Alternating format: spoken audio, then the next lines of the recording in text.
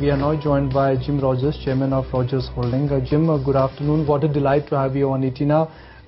Jim, let me first start with a very basic question. How do you view the current situation in Europe, given the fact that how Spanish bond yields of late have expanded, and it is evident that austerity versus growth in the near term, it is growth which is clearly moving around? No. Nobody in Europe is nobody in the West is managing their austerity problems very well.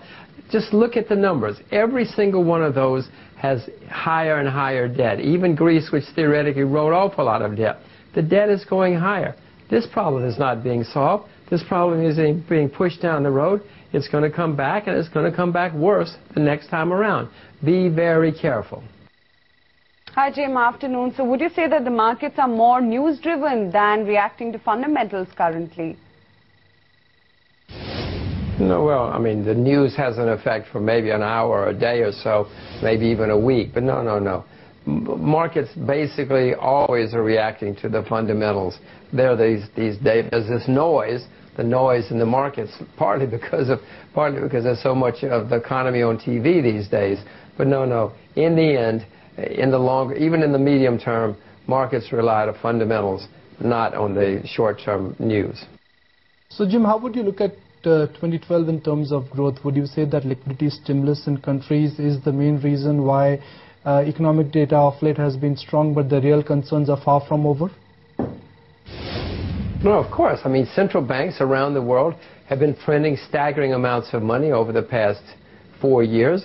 So, no, all of this is artificial. It's based on huge amounts of money that are being printed and huge amounts of money which are being spent. There are 40 elections around the world this year, and all of those politicians want to be re-elected.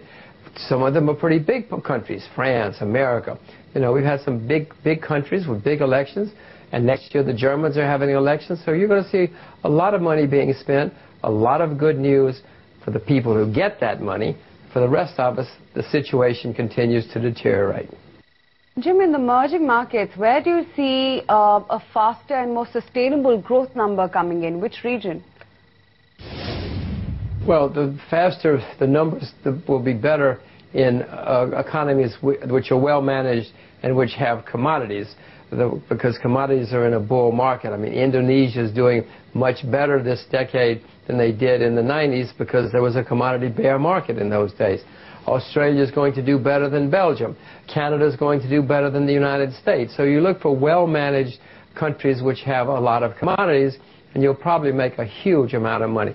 I'm not putting money in the Congo, which has a lot of commodities, because it's not well-managed. I would look at well-managed commodity countries. All right, Jim, let's talk about your favorite topic, commodities. Now, commodities have not done well in the current quarter, nor have commodity currencies like Australian dollar or New Zealand dollar. How would you view commodities in the current market environment? Well, in my view, commodities are in a secular bull market, a bull market which has several more years to go. I own commodities. I'm not thinking about selling my commodities. If they go down, I'll buy more.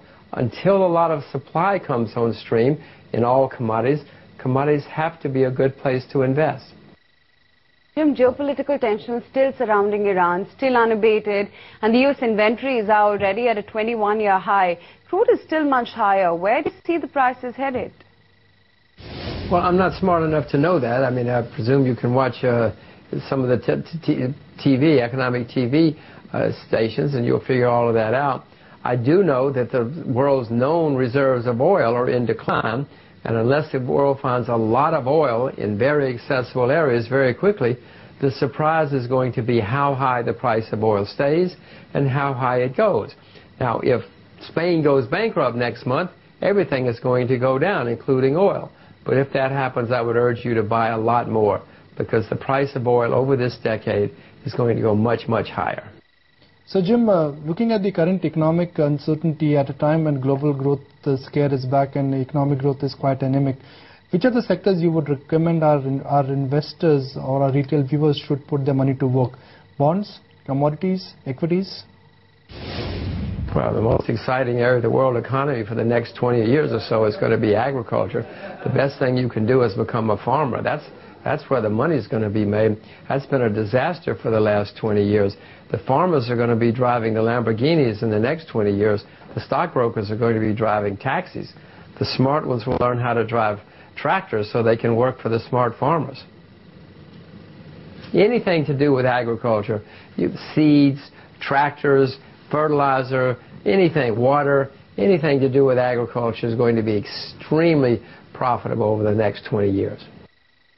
So Jim, amongst the industrial agro-commodities like cotton as well as rubber, where there has been a decline due to the China slowdown, how would you see these commodities going forward? Well, all agricultural commodities are going to go much, much higher. We have serious problems developing in agriculture. The average age of farmers in America is 58. In Japan, it's 66. In Australia, it's 58. I mean, the world's running out of farmers. So unless the price goes much, much higher, we're not going to have, I mean, we're going to have very, very, very great shortages in agriculture. So prices are going to go a lot higher because of the serious fundamental shortages which are developing. Jim, Indian government has recently opened exports in sugar and cotton. What is your reading into this policy change, and how will this impact cotton and sugar prices in the global markets? Well, I would hope, you know, India has a history where you could be one of the great, have been one of the great agricultural countries of the world. The Indian government keeps messing with the agricultural industry. It does this, it does that.